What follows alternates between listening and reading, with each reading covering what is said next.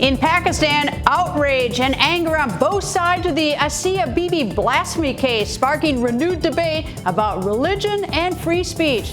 Blasphemy laws. Who are the real victims? Welcome to Plugged In. I'm Greta Van Susteren, and on today's show, a look at laws against blasphemy. This one involving Ayesha Bibi, a Christian Pakistani mother of 5, convicted in 2010 of blasphemy, sentenced to death by hanging, but just recently acquitted. Her crime? Her accusers say she insulted the Prophet Muhammad. We'll hear from a Pakistani government official and activist on why the violent protests in Pakistan over Ayesha Bibi. We'll also hear from a commissioner on religious freedom and from Amnesty International and from VOA reporters around the globe. We're live on Facebook at Voice America, and we would love to hear your comments and questions. And a report by the U.S. Commission on International Religious Freedom says that around the world, 71 countries consider blasphemy a criminal act, and the punishment varies from country to country. But in at least 6 of those 71 countries, blasphemy is a crime punishable by death. Those 6 countries are Afghanistan, Iran, Nigeria, Pakistan, Saudi Arabia, and Somalia. And 2 weeks ago, Pakistan's Supreme Court reversed a 2010 guilty verdict against the Christian woman sentenced to hanging for insulting the Prophet Muhammad. Her acquittal was immediately met by violent protests throughout Pakistan. Here's VOA's Ayesha Tanzim with more on the Ayesha Bibi blasphemy case. The violence that followed the Supreme Court verdict brought life to a halt in several main cities in Pakistan. An Islamist party called Tehreek-e-Labbaik Pakistan passed an edict declaring the justices worthy of death. It also demanded the removal of the current government and called for a mutiny in the army. In an address to the nation, the Prime Minister warned TLP not to challenge the writ of the state.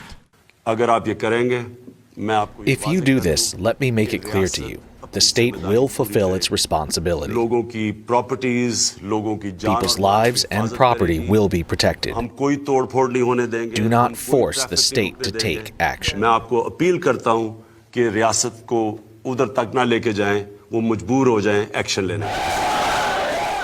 But soon after, the government signed a deal with them. It promised to take legal steps to bar the accused woman, Ayesha Bibi, from leaving the country and release all arrested TLP members. Human rights activists were livid. We demand that treason cases and anti-terrorism cases should be registered against the leaders of Tehreek-e-Labbaik Pakistan, and they should not be allowed to go scot-free. We condemn the agreement which the government did with them. We believe that this was a capitulation or a surrender by the state. The blasphemy accusation against Bibi stems from a 10-year-old altercation over a glass of water. She offered a drink to her fellow female workers, some of whom declined, saying they wouldn't drink from the hands of a Christian. A heated argument ensued. Bibi told the court the women falsely accused her of blasphemy. In Pakistan, that's a crime punishable by death. She was convicted in 2010. Even though the Supreme Court has acquitted her, the Islamists want to kill her, so the government is keeping her in a secret place for now. Ayesha Tanzim, VOA News, Islamabad. To help us understand how the Pakistani government is handling the Bibi case, Ayesha spoke to the Pakistani Information Minister, Fawad Chaudhry. Thank you, Minister, for joining us today. Let me start by asking that for now your government is keeping Ayesha Bibi safe, but what are your long-term plans for her? Are you talking in? Which countries are you talking with to help her get out of Pakistan once the review petition is done, or what else is in her future? Well, Ayesha Bibi is a Pakistani citizen, and obviously her security is a concern for Pakistan. It's a concern of Pakistani state, and it's not for the government to decide. Once we will have a court verdict, and only then the things will be more clear that how she wants to spend her life. It's for her to decide how she wants to proceed about. You made a deal with TLP now, but if the Supreme Court maintains its decision in the review, they'll be out on the streets again. Then what? The government of Pakistan has to stand with the Supreme Court decision. We are bound by the Constitution, and Supreme Court is the Supreme Court of Pakistan, and the decisions of Supreme Court are binding on all the citizens and the government. If you couldn't control them the first time around, why do you think you'll control them the second time?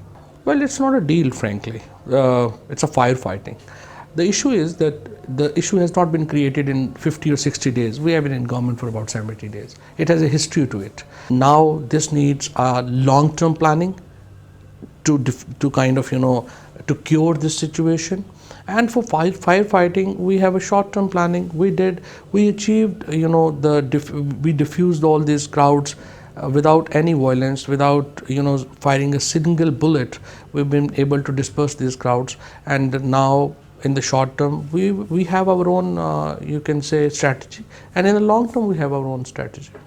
With the deal with the TLP, hasn't the government emboldened not just this group but every violent group? Haven't you sent a message that if a group can use brute force, the government will capitulate? This is the analysis of those who don't know Pakistani society. And when you have a crisis in the society, you don't try to solve it by violence. You try to solve it by dialogue. Now the problem right now is that in Pakistan, the space for free dialogue has shrinked, and our primary aim is that to take narrative back from these extremists. Islam is not, obviously Islam doesn't teach what they are telling the people to do. Islam is a religion of peace, but they have taken a totally different narrative. It is not an issue of the government or the state, it's an issue of society, and this issue needs a very comprehensive strategy. We have that, we are working on that, and hopefully we will get results. Thank you once again for your time. And Ayesha also spoke with prominent Pakistani human rights activist Tahir Abdullah. Tahira, thank you so much for joining us on VOA. Now, the government is saying that it avoided bloodshed by making a deal with TLP. Why do you think that's wrong? I think anybody who believes in the rule of law, in the writ of the state, in the constitutional provisions and safeguards for fundamental freedoms and liberties and fundamental human rights will all disagree that this was for the best for Pakistan. This was totally wrong. It was an abject surrender.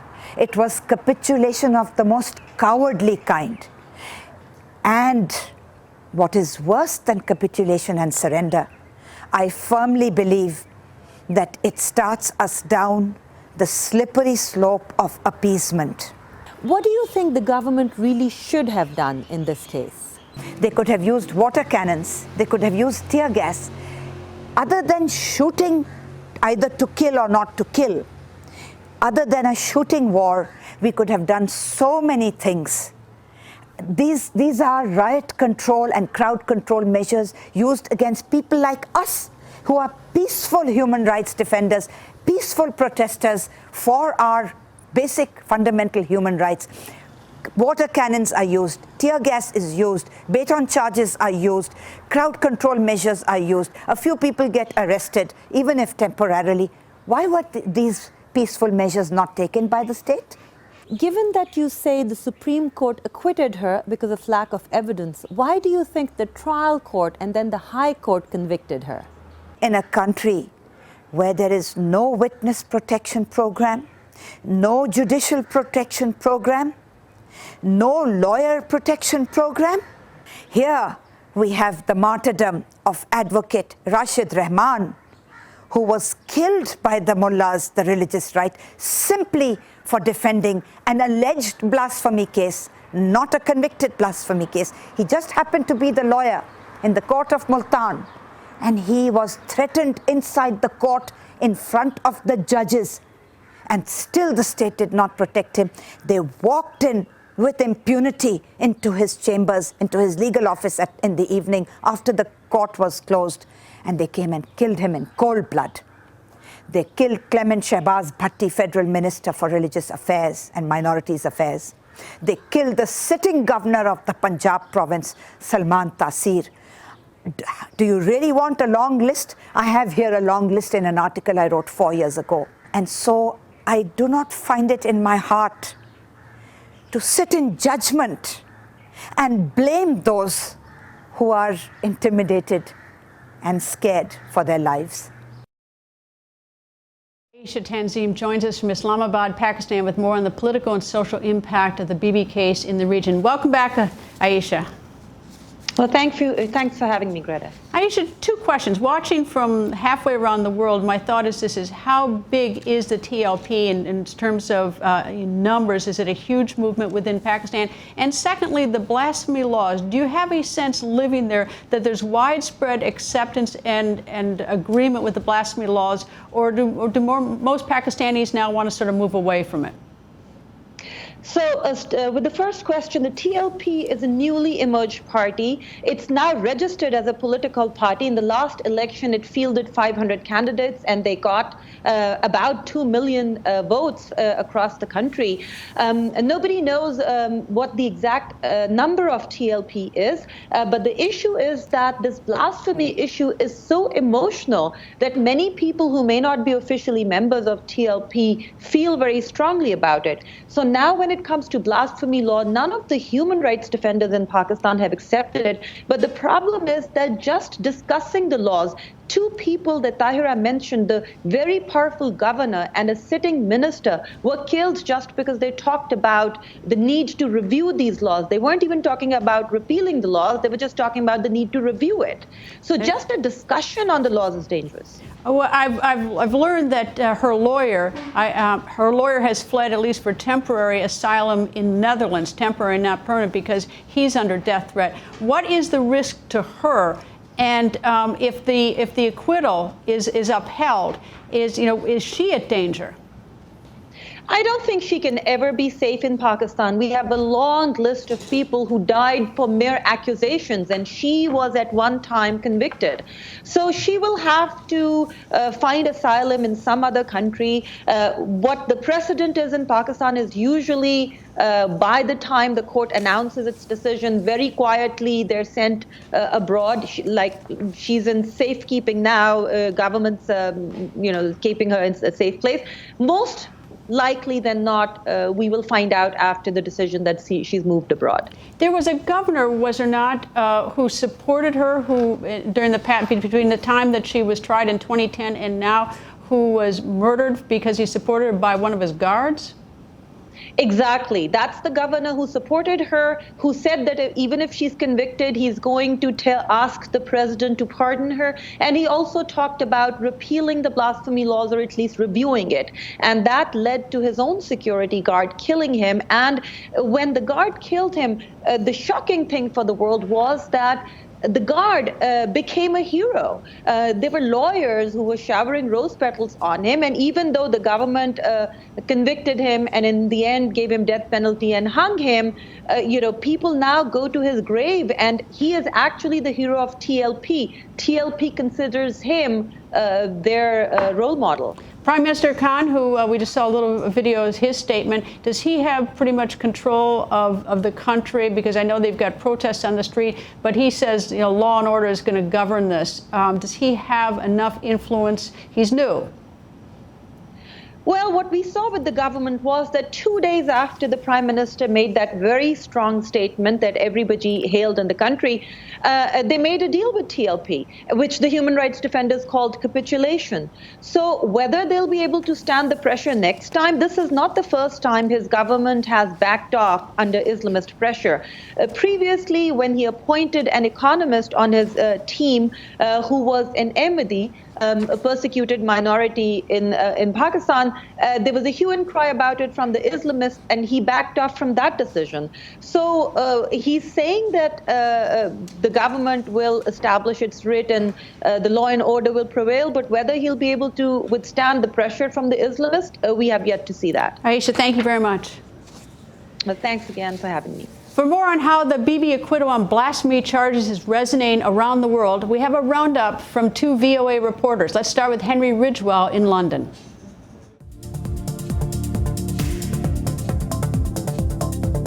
I'm Henry Ridgewell in London, and here in Europe the debate over blasphemy laws continues to be fought over fiercely in many different states.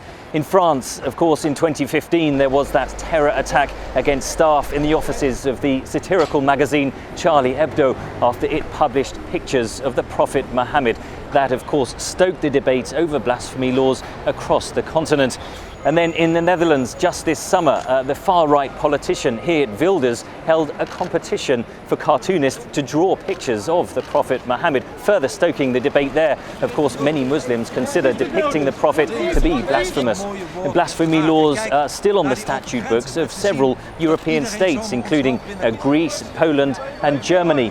Meanwhile, in Ireland just last month, voters voted in a referendum to repeal laws on blasphemy there. So you can see that in Europe, different countries are pulling in different directions on the blasphemy issue. I'm Heather Murdoch, VOA's Middle East correspondent and Istanbul bureau chief.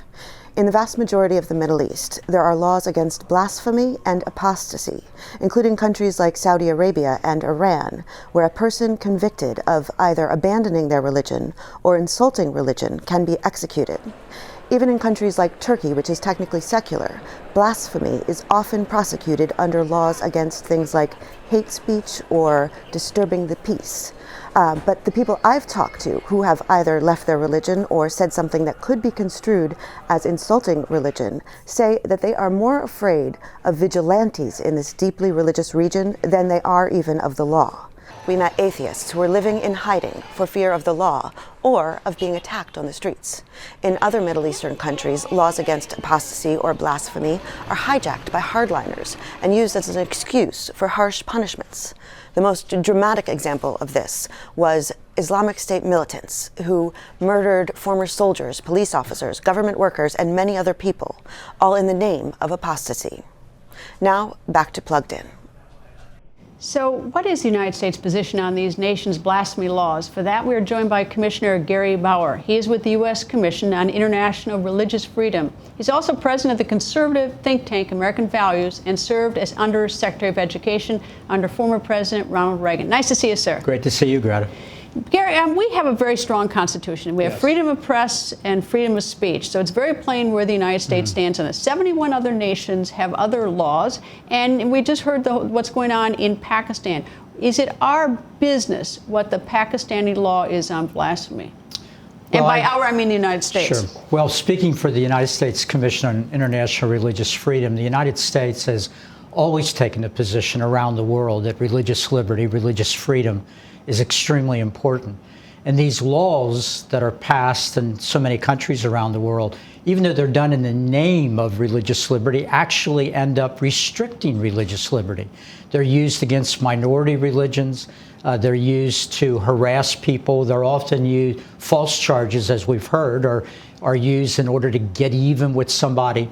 It limits freedom of speech. And because of the values we believe in the United States, and quite frankly, the universal values that are being promoted around the world, we do think this is something that concerns us. Does U.S. foreign policy use, I mean, is this an issue raised typically in U.S. foreign policy when we're doing other things with these other nations, whether it's weapons deals or, tariffs or anything else? Is this an issue, a ripe issue? It depends on the administration, the degree to which religious liberty issues, and specifically something like anti-blasphemy laws, is raised. My experience with the Trump administration has been that they've been fairly aggressive in promoting these values with a whole host of countries around the world that are either discriminating against one religion or another, or in some cases have laws that they're using to harass religious minorities. Well, with the U.S. deep conviction about freedom of religion and the fact it's in our Constitution, does that mean or suggest that the U.S. should offer asylum to this woman? Because that's going to become an issue. Once the court rules or there's a final decision, if that acquittal stands, she's got to go someplace. She can't stay in Pakistan. Is the U.S. an alternative? I don't think the United States Commission on International Religious Freedom has taken an official position on that, but I can tell you that as a commissioner and a number of the other commissioners I've spoken to, we would like very much for her to be admitted to the United States if that's where she would choose to go. There's already a report just today that Great Britain may have caved in to pressure from their Pakistani immigrant population to not accept her there. I haven't confirmed that, but if that's true, that's very disturbing. But isn't that an issue? Is that we put at risk? For instance, I mean, any nation puts at risk, whether it's its embassies in Islamabad or any part of the world, is that when you grant asylum to someone who is, for lack of a better word, radioactive in a country, and she obviously, what happened to her has provoked lots of protests on the street in Pakistan, that you put at risk, and there's sort of behind the scenes a lot of diplomatic concern about what happens. Well, there are people that have to worry about security issues and so forth. But if the United States starts retreating on these issues or not being a haven for a woman like the one that we're discussing right now, then I think we give up so much of our own values that it makes any security issues pale in comparison. The United States historically has stood for these values, even if that meant there's a mob outside of our embassy. That's just part of life in a modern world. It's rather, I mean, as an American, as a lawyer and having studied the Constitution, it surprised me. 71 countries, and obviously, people have deep belief in their religion, but these blasphemy laws with the death penalty in at least six nations, it's so different from what our experience is. It is very different. Fortunately, the number is going down, but it's going down very slowly. The people of Ireland voted not too long ago to repeal their law, which would But even that they had one for so long, the fact that Ireland had one for so long until just recently is surprising to me. It is, but it was honored in the breach in the sense that it wasn't being enforced, and I think that's the case with a number of European countries that have these laws. Germany has one. Yes, they do. But in the Middle East, these laws are being enforced, often in a way that not only violates the religious liberty of religious minorities, but, as I mentioned, is used to get even with people or to harass people or to make people limit their freedom of speech. But doesn't Germany, by Germany not enforcing their law but looking the other way, not removing their law from the books, doesn't that send a message symbolically to the countries that are enforcing it? It does. And what's their back off from just getting rid of the law? I'm not quite sure what Germany's argument is. I would think that under their historical circumstances, they ought to be very aggressive in getting a law like that off of the books. And you're absolutely right. Countries that are enforcing the law will point to European countries having the law on the books as justification for the fact that they have these laws in Pakistan, Iran, and other nations. And underlying all this is that, at least right now, as it stands, she was falsely accused that this was just concocted. In fact, the Supreme Court said it's much more likely that she was the wronged person, the person sinned against, rather than somebody that had committed a sin. And that's what happens in these cultures when somebody gets into an argument with you, is otherwise offended by something you've done, and their first thought is, I'm going to get even, I'm going to accuse you of this terrible crime. But she had a number of years in solitary confinement. Horrible. 8 years, I believe. And no matter where she goes, her life, I think, will probably be at risk. I'm afraid that's true. Anyway, Gary, thank you very much. Great to be with you. Amnesty International has been among the groups spotlighting the human toll of blasphemy cases such as the Asia Bibi case. Omar Warash is Amnesty International's Deputy Director in South Asia. He is also a writer, journalist, and human rights campaigner. Thank you for joining us, Omar. And before we talk about what's going on in Pakistan, Amnesty International recently made news when it withdrew its highest honor, the Ambassador of Conscience Award from Myanmar State Councilor Aung San Suu Kyi. So that's also in the news. Thank you, Omar, for joining us. Thank you, Greta. Omar, tell me, give me the big picture on the blasphemy laws in terms of what toll it's taking around the world. Well, I mean, as your guests have already pointed out, and your reporters have very eloquently conveyed, there are a number of laws which are inconsistent with freedom of religion or belief and freedom of expression, sometimes the same. And these aren't just blasphemy laws that are an issue of concern. I mean, for example, there are lèse majesté laws in Thailand where you can't criticize the king and you'll face severe punishment. If you criticize a member of the Saudi royal family, you can be charged with terrorism. So we are talking about not just issues to do with religious freedom, but also freedom of expression in these different cases. And they do stoke great passions, as we're seeing in Pakistan and other parts of the world. And in many of the cases, what we've seen is governments hide behind these laws rather than take them on. And often people are also falsely accused, and they get ensnared in an issue that then becomes politicized and charged up with emotion, and then the victims have actually nowhere to go. Do you see blasphemy coming off the books in Pakistan? I do not. No, it's a very neuralgic issue. I mean, it's almost like going to the Deep South and saying, there should be, people should be allowed to sort of burn the flag, and you often get calls for that. Or it's the biggest taboo in the country. And sadly, that's what you're dealing with in that particular case. So while what is really interesting is that the Supreme Court has upheld and said that someone has been acquitted, that these charges were false.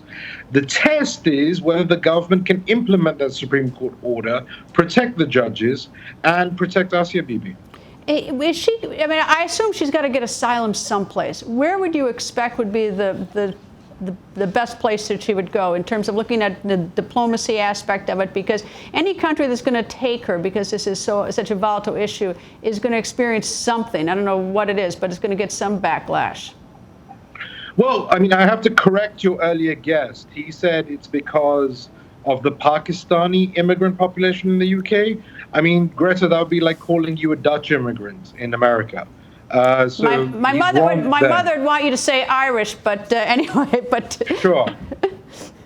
Yeah, but you get the point. Yeah, I do. And it wasn't that. It's the case that any government that's involved will face a backlash inside Pakistan, in the sense that you have to think about the security of the staff, of the missions, of the very important assistance programs that are taking place. So it would actually be very sensitive for the UK or the US to get involved, given how that may affect relations with those countries and how it may affect staff. The likelihood is that it will be a European country that, in the end, if she's able to leave, will take her in. And they will have the least to lose in terms of the relationship with Pakistan. The stakes are quite high for the US and the UK, given the security relationship, given other deep relationships that they have, given the development programs that they work on. Thank you very much, Umar, for joining us. Cheers. And before we go, an update on a story that we have followed very closely here on Plugged In. U.S. Vice President Mike Pence told Myanmar leader Aung San Suu Kyi that the violence against the Rohingya, in his words, without excuse. And he is, quote, very anxious to hear her plans to resolve the situation. Aung San Suu Kyi responded, perhaps curtly, "We understand our country better than any other country does." Now, the two met during the annual summit of the Association of Southeast Asian Nations. And the U.S. calls the 2017 attacks by the Burmese military against the Rohingya ethnic cleansing. Tens of thousands were killed and more than 700,000 Rohingya fled to nearby Bangladesh. VOA followed me on one of my recent trips to the refugee camp in Bangladesh. Here's a preview of the new documentary on the plight of the Rohingya. From Voice of America, VOA reports from inside the Kutupalong refugee camp in Bangladesh in a one-hour documentary special, Displaced. The village was burned. As the houses were set on fire, a lot of the people could not get out. Some were hacked to death, or their bodies were lit on fire. Little children were thrown away violently. I just can't even imagine how hard this is. I almost don't know what to say to you. I'm at a loss for words. Talking about how dangerous it is, how do you get cars in? Reported by Greta Van Susteren, Displaced tells a universal story of the Rohingya and the people trying to help them. If I go back to Burma, who will look after me? I lost my husband, and my son is gone. I've suffered so much. This is no ordinary rain. Resources are in short supply, and punishing weather threatens their homes. Cut off from the surrounding society, the Rohingya's future is uncertain. Displaced tells their story of sadness, but also of hope. Thanks for being plugged in. We'll see you next week.